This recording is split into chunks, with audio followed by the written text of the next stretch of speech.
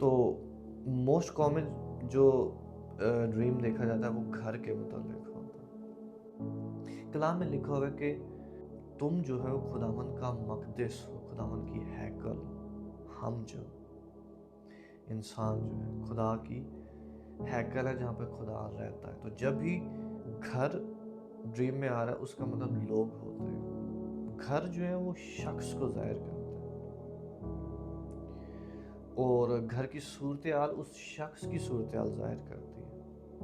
اور اگر پرانے گھر دیکھے جا رہے ہیں تو پرانی حالت دیکھا جا رہا ہے کہ ہماری زندگی ابھی بھی پرانی حالت میں ہے۔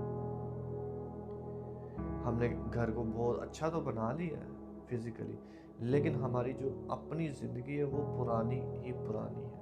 یہ پرانے گھر شو کر رہے ہوتے ہیں اور خداوند اس سے ہمیں چاہ رہا ہوتا ہے کہ ہم اپنی زندگیوں کو نیا بنائیں، ہم زندگیوں کو بھی اپڈیٹ کریں۔ ہم نے گھر کو شاید فزیکلی اپڈیٹ کر لیا ہو لیکن اپنے اس گھر کو اسپرچولی جو ہے وہ اپڈیٹ نہ کیا ہو۔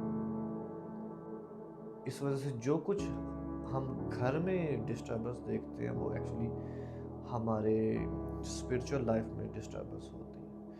لیکن گھر جو ہے اس کے مختلف ایریاز جو ہے وہ مختلف جگہ جو ہے وہ مختلف چیزوں کو ڈیفائن کر رہی ہوتی ہے۔ گھر کا دروازہ کھلا ہوا ہے تو ہم جان سکتے ہیں کہ ہماری زندگی جو ہے وہ انسیکیورڈ ہے اور دشمن شیطان جو ہے وہ نقب لگا سکتا ہے۔ ہم نے کچھ ڈورز کو بند نہیں کیا، اس کو کھلے رہنے دیا۔ وہ ہمیں ڈھونڈنا ہوتا ہے کہ ہم نے کیسے کسی ڈور کو اپنی زندگی میں کھلا رکھا ہوا ہے تاکہ دشمن آ سکے۔ اس کے لیے ہمیں پاک روح سے، خدا کے روح سے گائیڈنس مانگنی پڑتی ہے، حکمت مانگنی پڑتی ہے کہ خداوند میرے زندگی کا کون سا ایریا جو ہے وہ کھلا ہوا ہے، مجھے کیسے اپنے دروازے کو بند کرنا ہے۔ پھر میرے گھر میں اور کون کون سی پرابلمز ہیں، میرا گھر کس طرح گندا ہے مجھے بتا، کس طرح چھپی ہوئی گندگی ہے مجھے بتا۔ اور میں ساتھ ساتھ آپ کو یہ بھی کہوں گا کہ اپنے گھروں کو بہت صاف رکھیں۔ اس کا مطلب یہ ہوگا کہ آپ اپنی لائف کو صاف رکھیں۔